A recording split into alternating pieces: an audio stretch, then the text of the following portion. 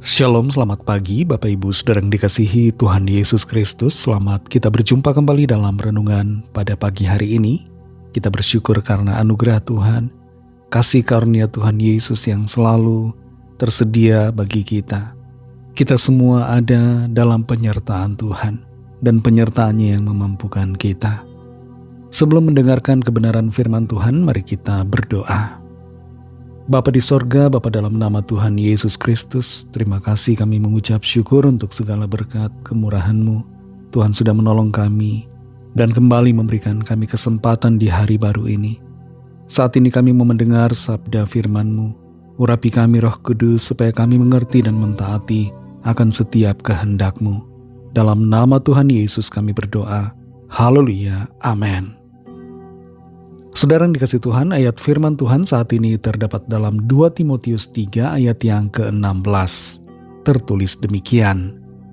Segala tulisan yang diilhamkan Allah memang bermanfaat untuk mengajar, untuk menyatakan kesalahan, untuk memperbaiki kelakuan, dan untuk mendidik orang dalam kebenaran.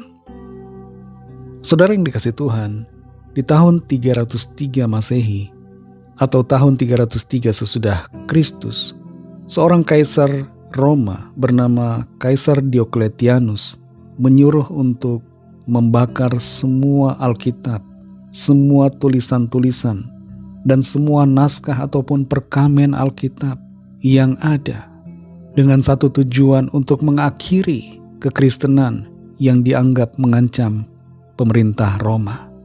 Semua gereja yang ada pada waktu itu juga diratakan dengan tanah. Walaupun pada saat itu ada begitu banyak perkamen dan naskah-naskah kuno yang hilang, tapi ada banyak orang-orang percaya yang menyembunyikan naskah-naskah yang masih tersisa di dalam gua ataupun dinding-dinding rumah mereka. Jauh sesudah itu, ketika terjadi revolusi di Prancis tahun 1793, ada gerakan ateisme yang ingin menghapuskan semua pengaruh agama di Prancis. Alkitab pada saat itu dikumpulkan dan dibakar dalam api unggun besar. Mereka ingin mengganti Alkitab dengan filsafat akal budi. Meskipun ada begitu banyak upaya untuk memusnahkan Alkitab, memusnahkan firman Tuhan, tapi Alkitab tetap ada sampai saat ini sehingga kita dapat mengetahui kebenaran firman Tuhan. Firman Tuhan itu berotoritas, punya kuasa, dan patut untuk kita ikuti. Ada begitu banyak pandangan, pendapat, filsafat, dan pemikiran manusia. Tapi Alkitab sebagai firman Allah mempunyai otoritas di dalam kehidupan kita. Dalam 2 Timotius 3 ayat 16 ini dikatakan, segala tulisan yang diilhamkan Allah memang bermanfaat untuk mengajar, untuk menyatakan kesalahan, untuk memperbaiki kelakuan, dan untuk mendidik orang dalam kebenaran. Alkitab adalah tulisan yang diilhamkan Allah. Dengan kata lain, Alkitab merupakan firman Allah yang tertulis. Dan sebagai firman Tuhan, Alkitab punya otoritas, punya kuasa, kedaulatan dalam kehidupan kita. Ada 4 di sini dinyatakan berkaitan dengan otoritas dan fungsi firman Tuhan dalam kehidupan kita. Yaitu pertama untuk mengajar. Firman Tuhan mengajar kita, mengajarkan saudara dan saya bagaimana seharusnya kita hidup, melangkah, mengambil keputusan, bersikap yang benar sesuai dengan firman Tuhan. Alkitab mengajar kita supaya kita mengerti kebenaran dan mengerti akan kehendak Tuhan. Fungsi kedua dari Alkitab atau firman Tuhan adalah menyatakan kesalahan. Kita jadi tahu mana yang salah, mana yang benar.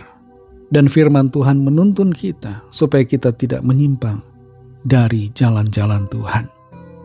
Yang ketiga, otoritas firman Tuhan adalah untuk memperbaiki kelakuan kita.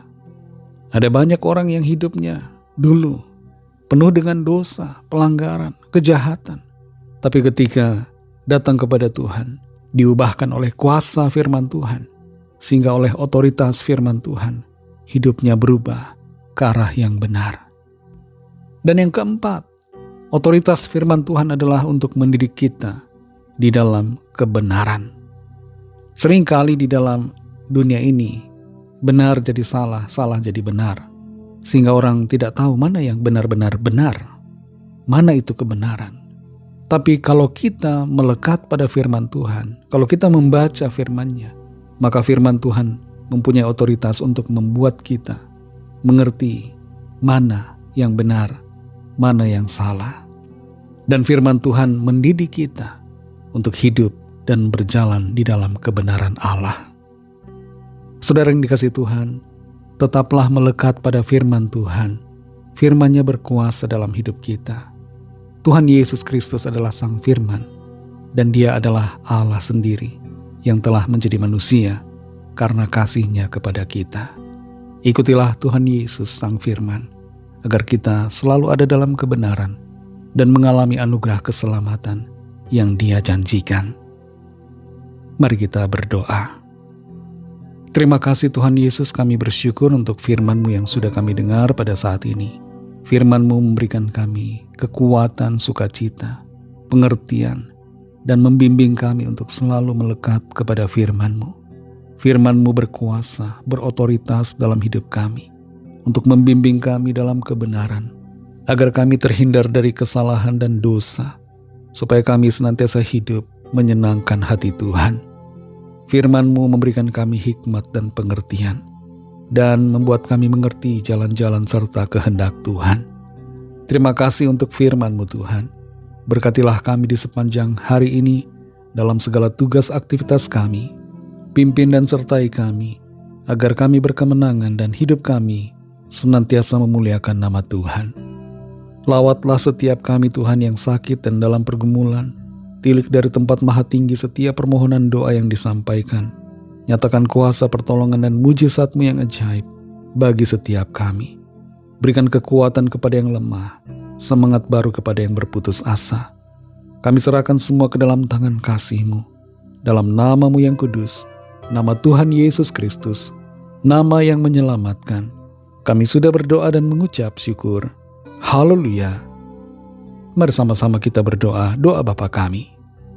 Bapa kami yang di sorga, dikuduskanlah nama-Mu, datanglah kerajaan-Mu, jadilah kehendak-Mu di bumi seperti di sorga.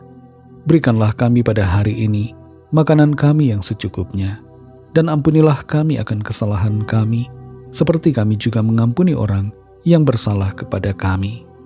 Dan janganlah membawa kami ke dalam pencobaan, tetapi lepaskanlah kami daripada yang jahat, karena Engkaulah yang mempunyai kerajaan, dan kuasa dan kemuliaan, sampai selama-lamanya. Amin. Terimalah berkat Tuhan. Tuhan memberkati engkau dan melindungi engkau. Tuhan menyinari engkau dengan wajah-Nya dan memberikan kasih karunia. Tuhan menghadapkan wajah-Nya kepadamu dan memberikan damai sejahtera. Berkat dan anugerah Allah Bapa, kasih karunia dari Tuhan Yesus Kristus, dalam persekutuan dengan Roh Kudus, menyertai saudara semua, sekarang ini dan sampai Maranatha, Tuhan Yesus datang kembali, dan bahkan sampai selama-lamanya. Dalam berkat nama Tuhan Yesus Kristus, haleluya, amin. Puji Tuhan, saudara yang dikasihi Tuhan, saya percaya firman Tuhan menjadi berkat dan kekuatan buat saudara semua, dan Roh Kudus akan menolong saudara untuk lebih lagi memahami kebenaran firman Tuhan dan hidup selalu dalam kemenangan. Tuhan Yesus memberkati saudara semua. Selamat beraktivitas dan sampai jumpa dalam renungan yang berikutnya. Haleluya.